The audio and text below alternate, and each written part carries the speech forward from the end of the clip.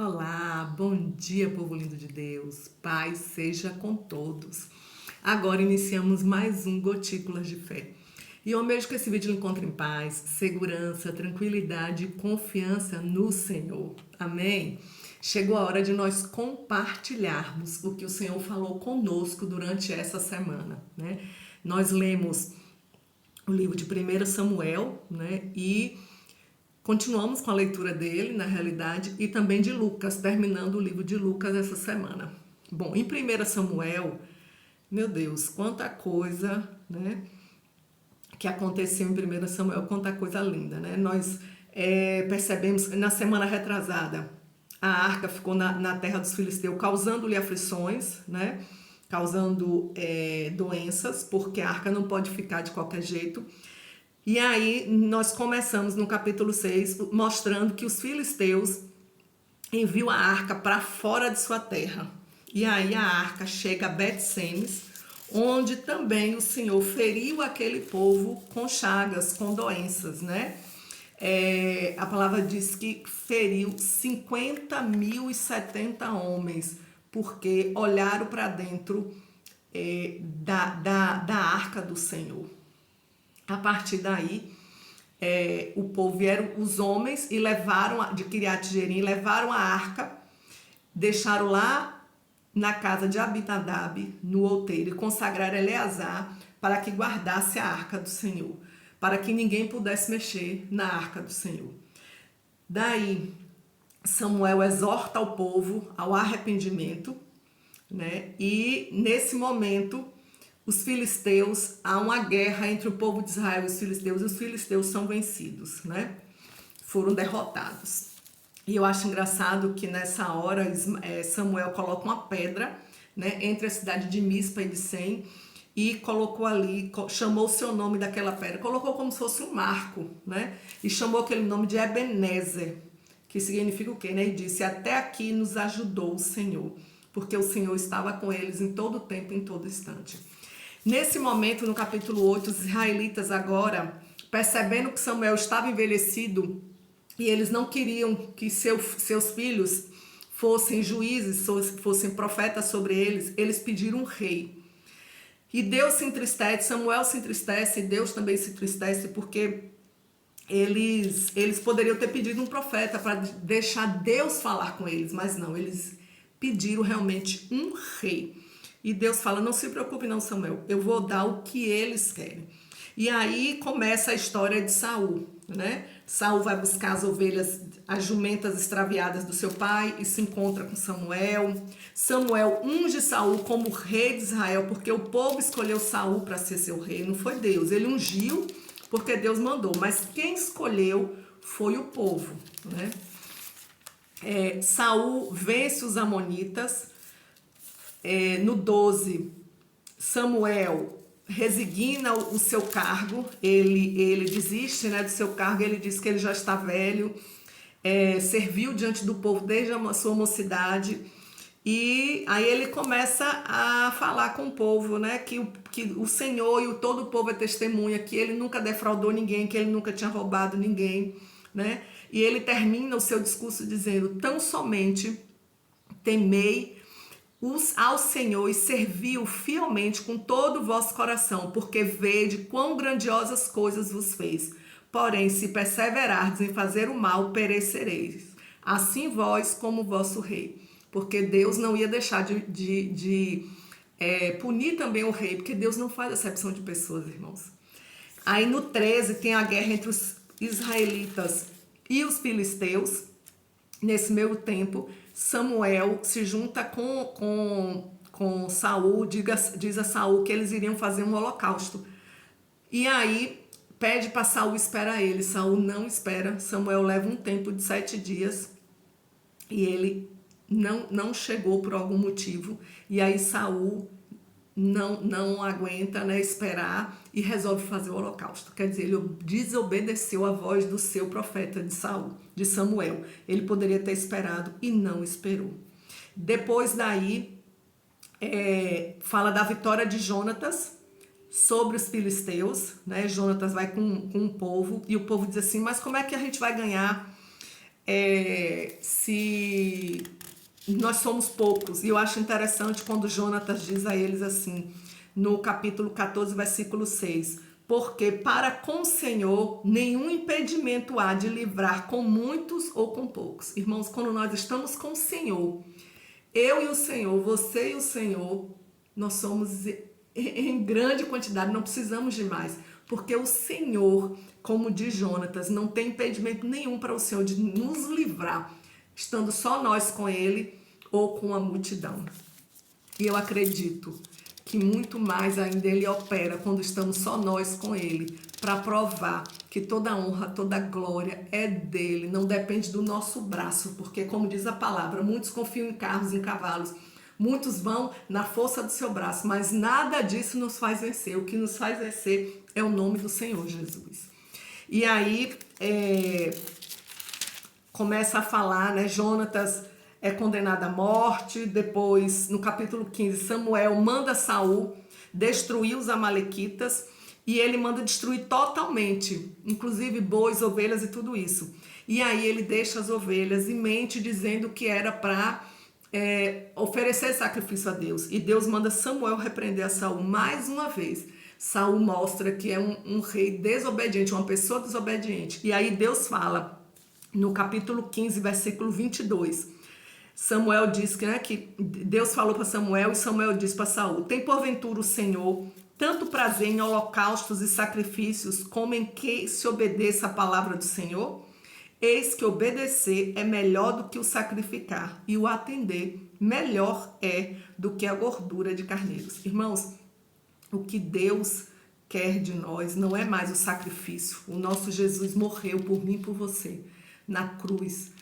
O que Ele quer de nós é que nós venhamos a obedecer a sua palavra. E mesmo naquele tempo que se fazia sacrifícios, Deus, ele pediu que matasse todo aquele povo e todo gado, enfim, tudo, exterminasse da terra.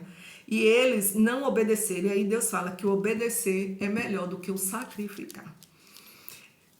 Samuel mata o rei de Agag, né? Mata Agag, o rei dos amalequitas, desculpa, porque Saul deixou ele vivo.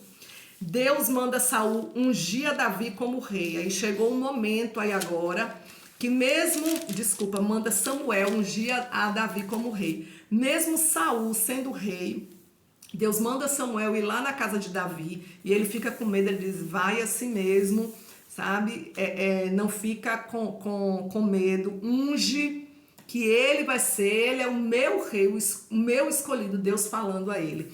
E aí quando ele chega lá, né, Jessé passa todos os filhos achando que eram os mais bonitos. Como Davi estava lá nas malhadas cuidando das ovelhas, era pequenininho, era desprezado pela sua família, ele achou que não era ele, né? E aí quando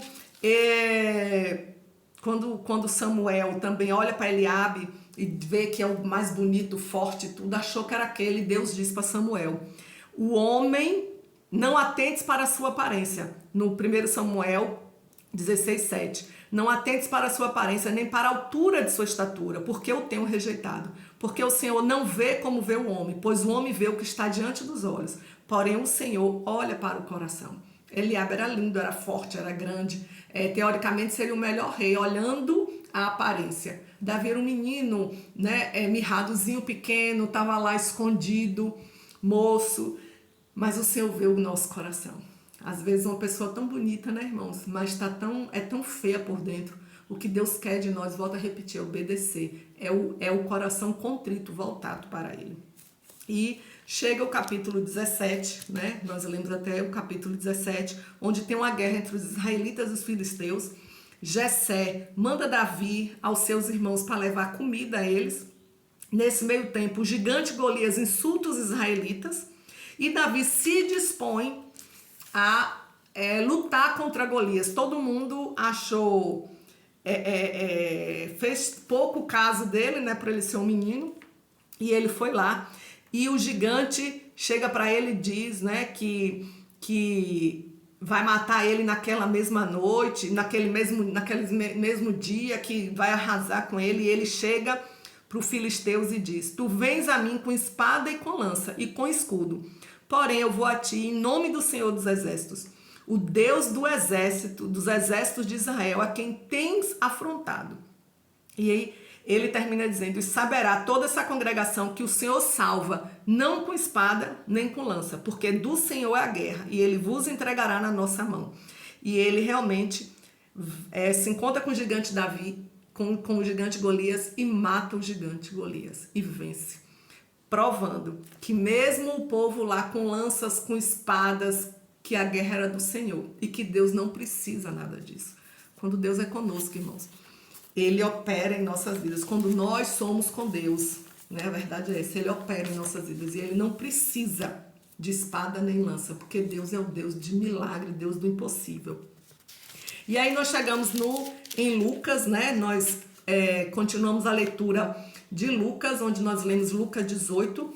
A história, na realidade, continua a saga de Jesus, né? Até a sua crucificação, e ele explicando ao povo, né?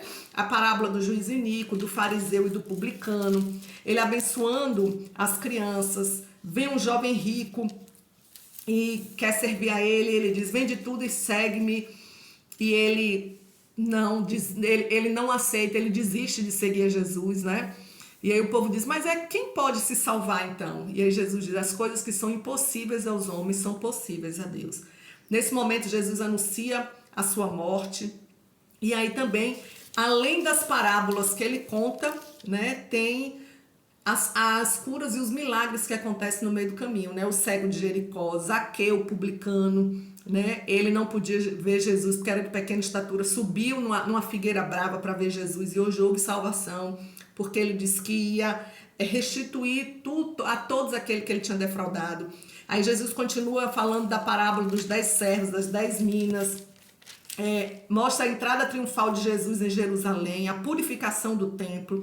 O batismo, ele fala do batismo de João, Jesus mostrando ao povo, falando do batismo de João, da parábola dos lavradores maus, da questão do tributo, dos saduceus e a ressurreição, né? Ele censura os escribas, mostra a oferta da viúva pobre. Tudo isso, irmãos, Jesus ensinando, tudo isso é ensinamento para cada um de nós. Se você leu até aqui, você percebeu como Jesus nos ensinou essa semana. O sermão profético, que é o princípio das dores, né? Fala da grande tribulação, a volta do Filho do Homem, da vigilância, que nós devemos vigiar e orar em todo o tempo, né? O pacto da traição, que foi quando Judas, né, foi fazer a traição foi acertar a traição, né, de Jesus, de trair Jesus. Aí mostra a última Páscoa, Jesus explicando que o maior deverá ser como o menor. Pedro sendo avisado que iria trair Jesus.